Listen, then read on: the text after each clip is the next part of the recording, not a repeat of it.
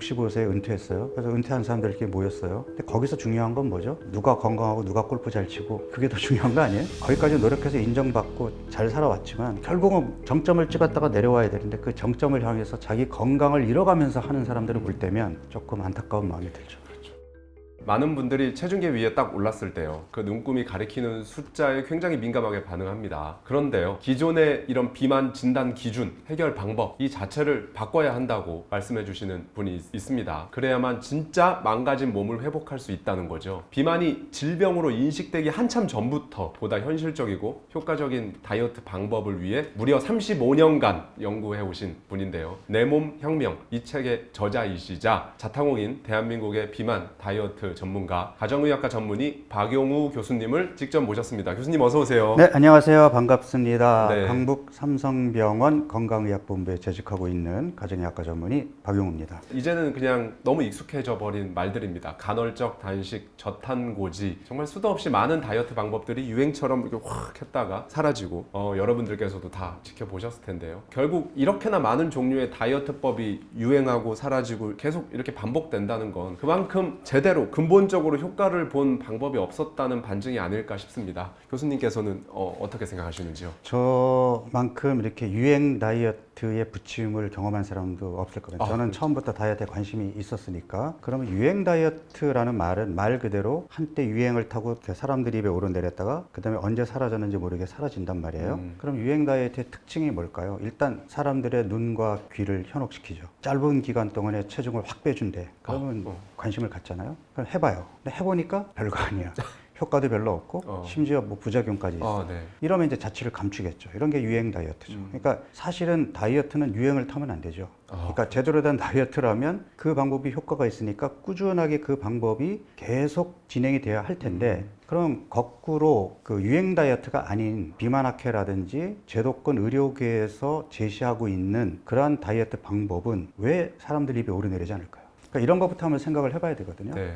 우선 좋게 얘기하면 정통이고 제대로 된 방법이다 보니까 사람들의 눈과 귀를 현혹하지 않는다. 좋을 수 있죠. 그렇지만 그럼에도 불구하고 효과가 있다면 결국은 사람들이 이런저런 방법을 찾다가 이 정석 다이어트에 귀결이 돼야 되는데 아직까지도 사람들은 계속 유행 다이어트만 찾을 뿐 비만학회나 관련 학회에서 주장하는 이러한 다이어트 프로그램을 적극적으로 활용하지 않는다는 거죠. 네. 그러면 그럴 만한 이유가 있는 거거든요. 사실은 이거를 학회, 교수 이런 분야를 연구하는 사람들이 고민해 봐야 될 문제인데 그 틀 안에 갇혀서 우리가 시야를 조금 더 넓혀서 볼 수 있는 이런 안목이 좀 부족한 게 문제가 아닌가. 그러니까 사실 우리 의과대학 교육을 보면은 도제 시스템입니다. 스승이 가지고 있는 경험과 지식을 받아서 스승 앞에서 함부로 고개를 올리면 안 되고 스승이 얘기하는 것은 늘 맞는 말이고 특히 교과서에 나와 있는 것은 어느 누구도 범접하면 안 되는 진리고 이러한 틀 안에서 교육을 받고 의사가 된 사람들은 거기서 못 벗어납니다. 그래서 저는 조금 독특한 의사라고 저 스스로 생각을 합니다. 네, 왜냐하면 제가 비만을 전공했던 것도 나름대로 남들이 안 하는 분야에서 좀 튀고 싶었던 그런 욕심도 있었고 생각해 보면 우리가 이제 지금 현재 만성 질환으로 얘기하고 있는 고혈압, 당뇨, 고지혈증, 급부상하고 있는 지방간까지 얘기해서 이제 비만 이런 대사 이상 질환들을 보면은 고혈압, 당뇨, 고지혈증은 약물이 있거든요. 네. 그래서 저는 가끔 고혈압이나 고지혈증 치료하는 우리 동료 의사들을 보면 부러울 때가 있어요. 너무 쉽거든요. 환자들이 혈압이 높아서 왔어요. 약 하나 처방해요. 안 떨어져요? 용량을 높여요. 안 떨어져요? 약 하나 더 추가해요. 결국은 혈압 수치를 조절하는 것을 치료 목표로 삼고 있어요. 의사들은. 환자들도 그 의사의 방향에 따라서 의사 선생님이 처방해 준 약만 먹으면 나는 나아지겠지라는 심리적인 위안을 받고 약을 받아갈 뿐 사실 정작 그거를 치료라고 얘기하기는 좀 어려운데 지금 현재 그렇게 이루어지고 있단 말이에요. 그런데 저는 약이 없거든요. 비만은. 그렇네요. 그러고 보니까. 네, 그러니까 최근에 뭐 기적의 비만 치료제 위고비라는 약이 등장을 했는데 엄청 요즘에 또 핫합니다. 치료제 맞나요? 치료라는 개념은 내가 가지고 있는 병에서 벗어나서 예전의 건강한 몸으로 돌아가는 게 치료거든요. 독감에 걸렸어요. 그 독감에서 벗어나서 다시 예전 몸으로 돌아가는 게 치료예요. 네네. 그럼 독감에 걸려서 열이 39도까지 올라갔어요. 일단 급한 대로 타이레놀 먹어서 열을 떨어뜨려야 되는 건 맞지만 타이레놀이 독감 치료제는 아니죠. 그렇죠. 결국은 타미플루라고 하는 독감 바이러스를 치료해 줄 수 있는 약을 먹어서 독감에서 벗어나야 치료거든요. 네네네. 그럼 타미플루는 치료제지만 타이레놀은 치료제가 아니에요. 내 몸이 망가져서 살이 쪘어요. 체중이 늘었더니 식욕을 억제하는 주사를 줘서 식욕을 억제시켜서 체중계 눈금을 줄였어요. 이거는 타이레놀인가요? 타미플루? 타이레놀이네요. 네. 예. 그러니까 이 주사를 끊는 순간 처음보다 더 체중이 늘어서 끝나는데 과연 이게 치료제 맞나요? 근데 사람들은 이걸 치료제라고 그러고 한 달에 80만 원이 넘는 비용을 지불하면서 결국은 몸이 망가질 수밖에 없는 이 치료를 하고 있거든요. 안타깝죠. 그래서 제가 좀 말을 정리를 해보면 예. 고혈압, 당뇨, 고지혈증 같은 경우도 지금 약은 쓰고 있지만 이 약은 엄밀하게 얘기하면 치료라는 개념보다는 관리의 개념이거든요. 치료라는 건 지금 얘기한 것처럼 감기약 먹고 감기에서 나아야 치료인데 혈압약 먹고 내가 고혈압에서 벗어날 수 있냐는 거죠. 그러니까 이런 치료들이 결국은 그 숫자만 떨어뜨릴 뿐 망가진 내 몸을 근본적으로 고쳐주지 않거든요. 근데 비만 같은 경우에는 그런 치료제가 없다 보니까 저는 비약물요법에 의존할 수밖에 없었고 네. 결국은 사람들의 식습관, 운동습관, 수면, 스트레스 관리 이런 쪽을 해야 이제 저한테 찾아오는 환자들을 치료할 거 아니에요. 네네. 그래서 사실은 의사들을 건강 전문가라고 얘기하는데 저는 그렇게 생각하지 않습니다. 아. 의사들은 네. 질병 전문가입니다. 질병 전문가. 네. 그런데 저는 불행인지 다행인지 건강 전문가. 제가 전공하는 비만이라는 분야가 약물이 없다 보니까 비약물요법에 치중할 수밖에 없었어요. 그래서 저는 건강 전문가라고 자신 있게 말씀드릴 수가 있습니다. 그동안 저희 채널에도 정말 많은 의사 선생님들 나오셨는데 최초로 약물이 없는 분야네요. 생각을 해보니까요. 건강 전문가라고 이렇게 말씀하실 수 있는 선생님이 나오셨습니다. 교수님, 제가 듣다 보니까 굉장히 의문이 생긴 게 교수님께서 35년 전에 우리나라에서 이 비만에 관해서 연구하고 치료를 시작하고 하셨을 때는 그때는 비만이 질병이다라는 인식조차 없었을 때죠. 예, 없었을 때였죠. 그러니까 비만을 질병이라고 WHO에서 규정한 게 1998년이었으니까 98년. 그 전까지는 비만은 그냥 단식원이나 다이어트 센터나 헬스클럽에 가가지고 운동을 해가지고 빼야 되는, 그러니까 단순히 생활 습관이 잘못돼서 살이 쪘으니 생활 습관을 교정하면 돼라는 그런 개념이었지 질병으로 인식하던 시절이 아니었거든요. 근데 이제 제가 전공이 가정의학과다 보니까 이제 가정의학과는 개념이 조금 다른 게 네. 질병을 가진 환자를 치료하는 분야가 가정의학과거든요. 그러면 비만이라는 이 그 질병이 가지고 있는 속성이 원인도 다양하고 치료적인 접근도 다양한 거죠. 네. 이를테면 호르몬의 대사 이상으로도 비만이 오지만 탄수화물 중독 같은 스트레스 매니지먼트 이런 정신건강의학과 쪽으로도 문제가 되는 거고 접근 방법에서도 임상 영양학적인 접근도 필요하고 운동 생리학적인 접근도 필요하고 행동 심리학이라든지 행동과학이라든지 이런 것들도 같이 들어가야 되고 최근에는 뭐 수면도 굉장히 중요한 역할을 하고 있고 그러니까 어느 특정 과목, 특정 분야가 아닌 모든 분야가 아우러져서 접근해야 되는 분야인 거예요.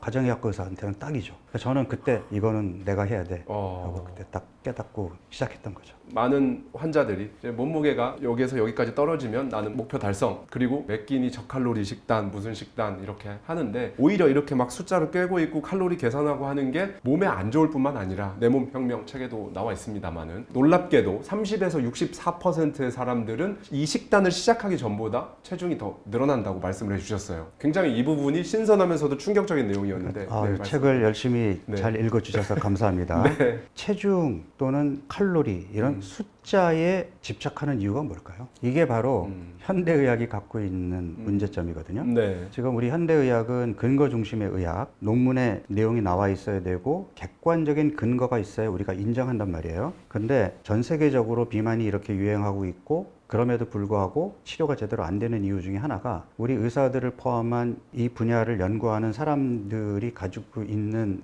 이 방향이 왜곡돼 있어서 그런 겁니다.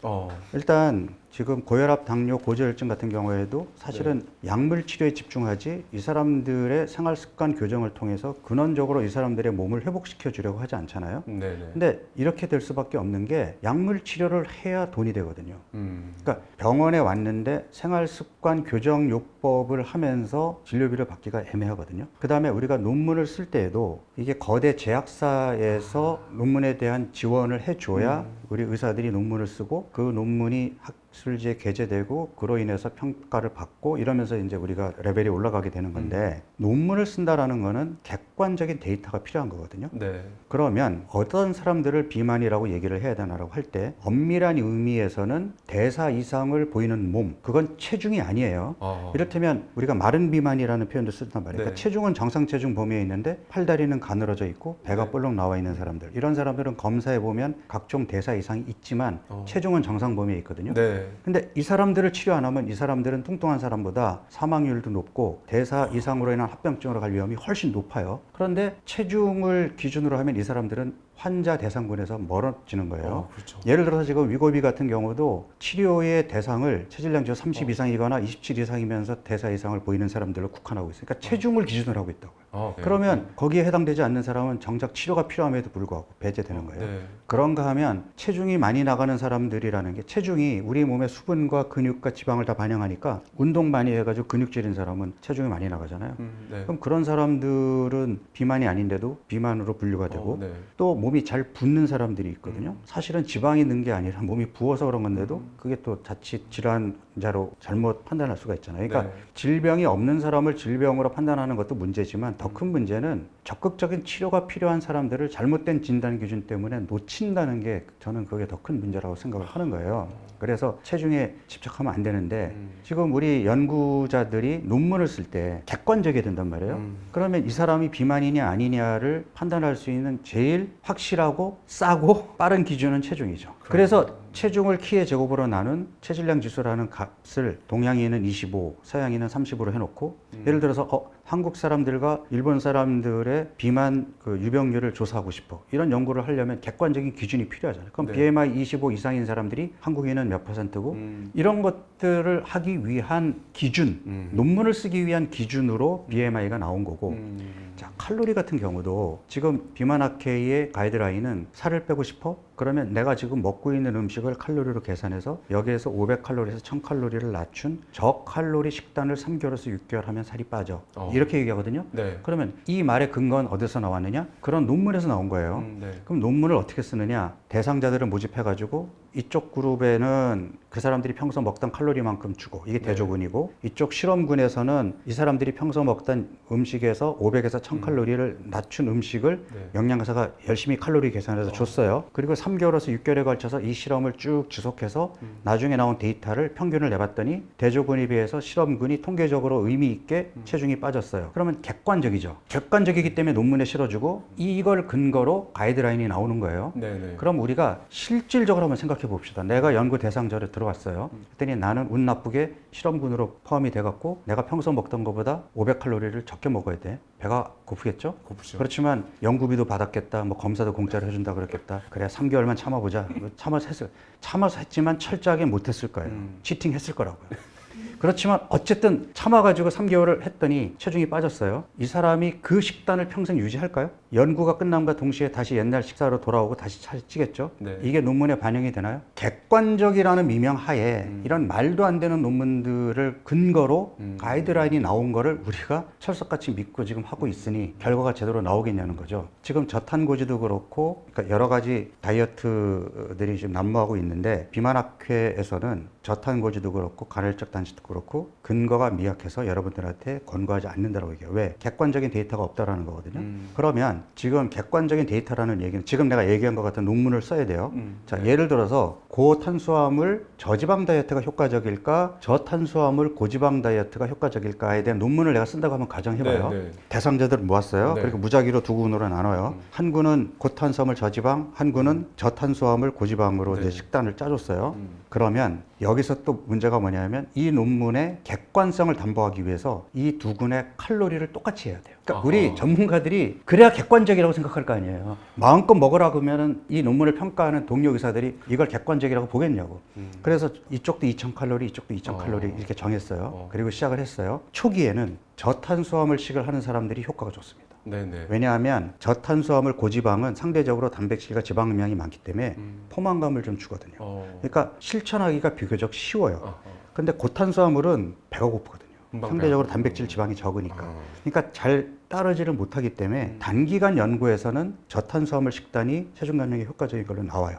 네. 근데 이거를 6개월, 1년을 계속한다고 한번 가정해 보죠. 네. 지금 여러분들이 여기에 참여했던 실험 대상자라면 과연 할 수 있을까요? 아마도 저탄수화물 고지방에 소속돼 있던 사람들도 야금야금 탄수화물 섭취량이 늘어날 거고 고탄수화물 저지방군에 들어갔던 사람도 야금야금 지방 함량이 늘 거예요. 왜? 현실적으로 그렇게 오래 못 하거든요. 네. 그래서 6개월, 1년간 장기간 했던 연구에서는 탈락자들도 많이 생기고 결국은 평균을 내보면 차이가 없는 걸로 나와요.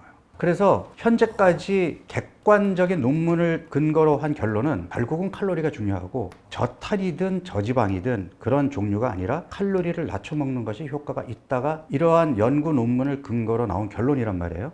그럼 여기서 큰 맹점이 뭐냐면 이런 논문들은 뭐죠? 평균을 낸단 말이에요. 그러면 고탄수화물 저지방식에 들어왔던 사람들 중에는 고탄수화물 저지방식이 자기 체질에 맞아가지고 드라마틱하게 살이 빠진 사람도 있었을 거라고요. 거꾸로 저탄수화물 고지방식을 했던 사람들 중에는 그 방식이 맞아서 드라마틱하게 빠진 사람들이 있었을 거예요. 그런데 결국은 뭉뚱그려서 양국 간의 평균으로 비교를 하다 보니까 이쪽 방식으로 효과를 본 사람이나 또는 저탄고지를 했는데 전혀 효과를 못 본 사람도 있을 거거든요. 네네. 그런 사람들의 결과는 무시돼 버리는 거예요. 그러니까 개개인의 어떤 체질이나 개개인의 몸 상태에 따른 다른 효과가 나올 수 있는 가능성을 평균으로 묶어버려 가지고 무시해 버리니까 과연 이게 객관적인 자료 맞느냐는 거죠. 근데 객관적인 자료에 너무 집착하다 보니까 이 숫자를 포기하지 못하는 거예요. 네네. 그래서 체중과 칼로리를 손을 놓지를 못하는 거죠. 안타깝죠. 네. 그런 작은 그 틀을 벗어나지 않는 한 해법을 볼 수 있는 시야는 나오지 않는 거죠. 그러니까 예를 들어서 콜라 100칼로리하고 닭가슴살 100칼로리가 내 몸에 들어왔을 때 똑같이 작용할까요? 다르게 작용. 아니 상식적으로 누가 생각해도 이건 다르게 작용할 거 아니에요? 네네. 여기엔 탄수화물이 많고 여긴 탄수화물이 없어요. 그러면 이 음식은 내 몸에 인슐린을 자극하니까 몸이 지방 모드로 가는 거고 이 음식은 인슐린을 자극하지 않으니까 몸이 사용 모드로 가는 거니까 완전히 다르게 적용하는 건데 이거를 칼로리가 동일하기 때문에 내 몸에서도 똑같이 작용할 거다? 이런 상식적으로 말도 안 되는 얘기들을 지금 칼로리 지상주의인 사람들이 하고 있으니 내 몸 혁명 책에도 자세히 써 주셨습니다만은 우리가 그동안 당연하게 생각했던 것들에 퀘스천 마크를 갖게 하는 내용을 말씀을 해주고 계십니다. 또 기억에 남는 부분이 있습니다. 비만의 원인을 많이 먹어서 운동을 안 하고 가만히 있으니까 이렇게 생각하시는 분들이 많은데요. 교수님, 살이 찌는 진짜 이유가 뭘까요? 유전일까요? 환경일까요? 혹은 다른 이유가 있을까요? 480년 전에 사람들은 태양이 아침에 동쪽에서 떠가지고 저녁에 서쪽으로 지니까 지구를 중심으로 태양이 이렇게 돌고 있구나라고 이제 생각을 했단 말이에요. 왜? 현상이 그러니까. 네. 근데 그때 이제 코페르니쿠스라는 사람이 아니야, 사실은 태양은 그 자리에 있는 거고 지구가 도는 거라고 얘기했을 때 많은 사람들이 어떻게 코페르니쿠스를 이해했을까요? 손가락질했겠죠? 네, 네, 네. 아니 태양이 이렇게 움직이는 게 눈으로 보이는데 아니 눈으로 보이는 이 현실이 아닌 저런 엉뚱한 얘기를 하는 사람 조금 공부를 너무 많이 해가지고 조금 머리가 어떻게 됐나 이제 이렇게 생각했을 거예요. 근데 결국 코페르니쿠스의 말이 진실임이 밝혀졌죠. 네. 그래서 코페르니쿠스적 발상이라고 얘기를 하는데 뚱뚱한 사람들을 보면 많이 먹어요. 보면. 그리고 안 움직여, 운동도 안 하고 뭐 힘드니까 뭐 그냥 의자만 있으면 앉아 있으려고 그러고 그럼 그런 현상을 보고는 저 뚱뚱해진 거는 좀 많이 먹고 안 움직여서 그런 거야 뭐 당연히 그렇게 생각했겠죠. 근데 네. 발상을 좀 한번 바꿔보자는 거죠. 이 사람이 몸이 망가졌기 때문에 많이 먹고 안 움직이는 증상이 생긴 거라면 그러니까 어떻게 보느냐에 따라서 처방이 완전히 달라지는 거예요. 많이 먹고 안 움직여서 저렇게 됐지면 처방은 적게 먹게 하고 운동하면 돼요. 근데 몸이 망가져서 많이 먹는 현상, 안 움직이는 현상이 나타났다면 망가진 몸을 회복시키고 치료하는 게 우선이거든요. 그게 이제 저의 발상인 거예요. 네네네. 결국 어떠한 행동을 하고 결과가 나오려면 생각에서 비롯돼서 생각이 감정을 낳고 그 감정이 행동을 하게 그렇죠. 만들고 행동이 결과를 나타나게 만들잖아요. 그러면 여기서 생각부터 바꿔야 되는 게 맞는데. 그렇죠. 그러니까 예. 똑같은 거예요. 예. 내가 가지고 있는 건강에 관련된 지식, 상식이 오르면 올바른 건강 행동으로 나오는 거고 그 올바른 건강 행동이 피드백으로 다시 내 몸을 더 건강하게 만들어주는 거예요. 네. 근데 머릿속으로 갖고 있는 건강에 관련된 상식이나 지식이 잘못됐다면 그러면 잘못된 행동으로 이어지게 되고 결국 내가 건강해지기 위해서 했던 행동들이 결과적으로는 건강을 더 망치게 되는 거죠. 그렇네요. 여러분 진짜 갑자기 띵 하셨죠? 네, 아마 그러신 저희 구독자님들 많으실 것 같은데요. 2025년 지금 대한민국을 살아가는 직장인을 포함한 많은 분들의 하루 일과 돌아보면 또 장시간 앉아 있는 이 생활 패턴이 거의 대부분의 많은 분들의 그런 생활 패턴일 겁니다. 교수님, 결국 이렇게 계속 살아가면 종국에는 어떤 몸을 가지게 되는 걸까요? 우리나라 사람들의 평균 수명이 과거에서 계속 늘고 있잖아요. 네. 작년까지 통계를 보면 최빈 사망 연령이 90세거든요. 그러니까 이제 제일 많이 돌아가시는 연령이 90세인데 지금 사시는 분이 그 정도면 저희 때는 한 100살까지는 살 것 같아요. 왜냐하면 네. 지금 90에 돌아가시는 분들이 예전 일제치하에서 잘 못 먹고 또 6.25를 겪고 어쨌든 보릿고개를 이제 겪었던 분들인데 이분들이 90세까지 살았으면 저는 전후 세대고 못 살던 시절도 있었으나 그래도 영양학적으로 크게 문제가 없이 잘 살아왔고 그러면 100살까지는 살 것 같아요. 근데 문제는 뭐냐 하면 건강 수명, 내 수명 중에서 내가 질병 때문에 병상에 누워있는 시간, 그 다음에 휠체어 타고 다니는 시간 이런 거를 제외한 나머지 시간이 건강 수명인데 건강 수명은 늘지 않거나 오히려 짧아졌어요. 그럼 그 얘기는 뭐냐 하면 내가 내 명을 다해서 사는 동안에 내 인생 마지막에 상당 부분을 질병 때문에 고통을 받아야 되거든요. 근데 지금 늘고 있는 대표적인 질병이 치매죠. 과거에 이제 우리가 제일 겁을 냈던 질병이 암이었다면 네. 암은 사실 단기간에 결판이 나요. 내가 이기든 암이 이기든 짧게 결판이 나는데 이게 이제 혈관 합병증으로 가서 내가 이제 뇌혈관 질환으로 후유증이 왔다. 그러면 이거는 이제 10년, 20년 남은 삶을 보조기에 의지하거나 힘들게 살아야 되거든요. 더 큰 거는 치매가 오면 이거는 나를 잃어버리는 거니까 나도 그렇지만 나로 인해서 내 주위에 있는 사람들을 고통받게 만드는 거예요. 그렇죠. 그래서 지금 실제로 90세 이후의 어르신들 중에 반이 치매입니다. 60세 이상 어르신들의 10%가 치매예요.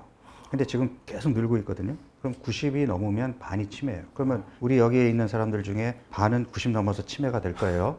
네. 그렇네요. 치매가 되고 싶어요? 되고 싶지 않아요. 안 되고 싶지 않아요. 네. 그러면 내가 치매가 안 되면 치매를 가지고 있는 동반자를 내가 케어해야 돼요. 그렇네요. 이래저래 지금 불행한 삶이 내 앞에 펼쳐질 거예요. 그러면 지금 내가 아직은 건강할 때 뭘 생각해야 돼요? 최대한 뇌혈관 질환 같은 혈관 합병증에서도 멀어져야 되지만 치매 안 생겨야 되잖아요. 그럼 그 관리를 언제부터 해야 돼요? 지금부터 해야 되는 거예요. 그러니까 치매 같은 경우에 잠복기가 20년 이상이란 말이에요. 그러니까 인지장애라는 치매 증상이 나타나기 20년 전부터 뇌에 노폐물이 쌓이기 시작하는 거거든요. 근데 최근 들어서 암도 그렇고 치매까지도 대사장애라고 보는 견해가 많아요. 내 몸의 신진대사가 무너지면서 혈압도 올라가고 혈당도 올라가고 콜레스테롤도 올라가고 배도 나오고 간에 기름이 끼고 살도 찌고 이러는데 이게 시작인 거예요. 그러면서 결국은 심장질환, 당뇨병, 뇌혈관 질환, 궁극적으로 치매까지 가는 거예요. 이게 다 엮여 있어요. 그러면 지금 내가 체중이 늘고 있고 배가 나오고 있는 거는 치매로 가는 이제 큰 발걸음을 내디딘 거거든요. 버스를 탔군요. 네. 치매행 버스를 네. 탔군요. 그런데 심지어 내가 이미 혈압도 높고 콜레스테롤도 높고 혈당도 올라가 있어? 그거는 이제 비행기로 갈아탄 거죠. 아니 저는 신기한 게 교수님께서는 운동을 열심히 하시지만 또 약주를 그렇게 좋아하시잖아요. 좋아하시는데 어떻게 이렇게 건강을 이렇게 날씬하게 이 나이 때 이렇게 유지를 하고? 제가 앞선 의사들이 건강 전문가가 아니고 질병 전문가다라고 얘기했잖아요. 네. 예를 들어서 내가 당뇨 때문에 이제 대학병원을 가잖아요. 네. 당뇨만 전공하시고 전문으로 보시는 선생님들이 이분들이 보는 환자들은 다 조절되지 않는 심한 당뇨란 말이에요. 혈당 관리 기준을 보는 수치 중에 당화혈색소가 있는데 이 당화혈색소가 5.6 아래가 정상이거든요. 네. 그리고 5.7부터 우리가 전당뇨라고 그러고 6.5부터 당뇨라고 얘기를 해요. 네. 근데 당뇨 클리닉에 다니는 환자들은 기본으로 그 당화혈색소가 8, 9 이런 사람들이에요. 와. 그러니까 대학병원까지 왔겠죠. 네. 그럼 이런 환자들을 보는 의사 입장에서는 그 환자들 중에 숫자가 6.5 정도까지 떨어졌으면 아유 관리 잘하고 계시네요. 그렇죠. 이 정도면 됐어요라고 얘기할 거라고요. 제 눈에서는 안 된 거예요. 더 떨어져야 되거든요. 네네. 그러니까 이게 보는 시야의 차이인 거예요. 그러니까 질병 전문가 입장에서 볼 때는 그 정도면 그래도 질병 관리 잘했었는데 건강 전문가 입장에서 볼 때는 아니 더 건강해져야 되는데 왜 저기서 만족하지? 그러네. 이렇게 되는 거거든요. 그러면 이제 의사들 중에도 제 지금 동료들의 반 이상이 다 약을 먹고 있단 말이에요. 네네. 마치 혈압 높으면 혈압약 먹으면 돼. 콜레스테롤 높으면 콜레스테롤 약 먹으면 돼라는 그런 치료에 이제 그 울타리에 갇혀 있으면 나는 그 약을 먹고 있으니까 치료가 됐다고 생각하는 거고 나는 그렇게까지 안 가기 위해서 노력을 하는 거고 그 차이인 거거든요. 근데 그 차이가 뭐 40대, 50대일 때는 잘 몰랐죠. 근데 이제 60이 넘어가니까 그 차이가 두드러지는 거예요. 그러니까 요즘 뭐 가속 노화니 저속 노화니 얘기 많이 하잖아요. 네네네. 네. 이제 앞으로 나이 들면서 가속 노화로 가는 친구들은 더 빨리 늙을 거고, 그러니까 더 나이 들수록 겉으로 보여지는 그런 모습들도 많이 차이가 날 거거든요. 그러니까 이게 젊었을 때부터 관리를 해야 되는 거거든요. 지금 걸어가고 있느냐, 네. 버스를 탔느냐, 비행기를 탔느냐의 차이거든요. 이게 생리적인 노화 속도를 벗어나서 빠르게 가는 게 가속 노화잖아요. 가속 노화로 가는 사람들은 지금 얘기했던 혈관 합병증이라든지 치매가 빨리 올 거고, 저속 노화로 천천히 걷는 사람들은 이제 늦게 올 거 아니에요. 그러면 우리가 지금 내가 어디가 아프고 안 아프고도 중요하겠지만 내 인생에서 인생 마지막의 삶의 질을 내가 그래도 인간답게 살다가 웰빙 못지않게 웰다잉을 하고 싶다면 지금부터 준비를 해야 돼요. 자, 그런데 솔직히 건강하게 살려면 어떻게 살아야 되라는 질문에 정답을 모르는 사람은 없어요. 초가공식품 끊고 유기농 식품 챙겨 먹고 일주일에 4번 이상 운동하고 매일 7시간 이상 숙면을 취하고 스트레스 안 받으려고 노력하고 요가하고 명상하고 이러면 건강해지지 않을까요? 그렇죠. 이게 정답이잖아요. 네네. 근데 그렇게 살고 싶으세요? 좀- 마음은 그렇지만 예. 아니 지금 당장에 지금 프로젝트도 해결해야 되고 지금 이것도 편집하려면 또 며칠 밤새야 되고 그러니까 지금 내가 해야 될 일들이 많은데 어떻게 해야 건강하게 사는지 나도 알겠어. 어떻게 해야 저속 노화로 가는지 알겠어. 뭘 먹어야 되는지도 알아. 근데 지금 당장에 일 때문에 어디 외국에 가게 되면은 건강식을 챙겨 먹는다는 것도 만만치가 않고 당장에 지금 다음 주까지 완성해야 되는 내 프로젝트 하려면 하루 7시간 자? 아, 이거는 여유고 사치죠. 그러니까 이게 현실이잖아요. 맞아요. 그 현실과 이상 간의 갭을 어떻게 메꾸느냐. 이제 이게 핵심이고 이게 요령인 거죠. 어떻게 건강 관리를 하는지를 물어보셨는데 네. 저는 그렇게 요령 있게 하는 거죠. 예, 우리가 이제 한 번 사는 인생인데 내가 목표를 세웠으면 그 목표도 이루고 싶고 일을 이루어내가지고 남들한테 인정도 받고 싶고 이건 우리가 가지고 있는 당연한 욕구고 그렇게 해서 내가 만족감을 얻는 것이 어쨌든 내가 행복하게 살 수 있는 그런 방법인데 그러한 일을 끝까지 수행하기 위해서는 당연히 건강이 따라줘야 돼요. 건강을 잃어가면서 그렇게 해봐야 내가 정점에 올라가는 건 한순간이고 그 다음부터 내려갈 일밖에 없어요. 그러니까 사실 제 동료들도 서울의대 나와가지고 그래도 우리나라에서 좀 인정받고 공부도 잘하고 했던 친구들의 꿈이 뭐냐면 내 학계에서 인정받는 사람이란 말이에요. 서울대병원 병원장 또는 뭐 학계 수장, 뭐 이사장이나 회장 이러면은 내가 그동안 쌓아놨던 거에 대해서 내 동료들이나 주변 사람들이 인정해 준 거잖아요. 그렇게 하기 위한 부단의 노력을 했단 말이에요. 밤새 가면서 연구도 했고 네. 뭐 진료도 하고 그래서 내가 서울대병원 학장도 했고 병원장도 했고 이사장도 했어요. 그리고 65세에 은퇴했어요. 그래서 은퇴한 사람들이 이렇게 모였어요. 저분은 전 학장이고 저분은 전 병원장이고 근데 거기서 중요한 건 뭐죠? 누가 건강하고 누가 골프 잘 치고 그게 더 중요한 거 아니에요? 한때 병원장 한때 무슨 학장이었던 거기까지 노력해서 인정받고 잘 살아왔지만 결국에는 내 인생에서 누가 잘 살았지라고 얘기하면 그래도 건강 잘 챙기면서 내 나름대로 나의 분야에서 내가 만족하고 최선을 다했던 사람. 그러니까 결국은 내가 만족하는 게 중요한 거지 다른 사람들이 보여지기에 성공한 사람 한순간이거든요. 결국은 정점을 찍었다가 내려와야 되는데 그 정점을 향해서 자기 건강을 잃어가면서 하는 사람들을 볼 때면 조금 안타까운 마음이 들죠. 지금 방금 교수님께서 말씀하신 그 65세 모임에 참석을 못하는 분도 계실 거예요. 아, 그렇죠. 네, 네. 그렇습니다. 참석 자체를 못할 수도 있기 때문에 어떤 의미가 있을까 한번 좀 생각해 보게 됩니다.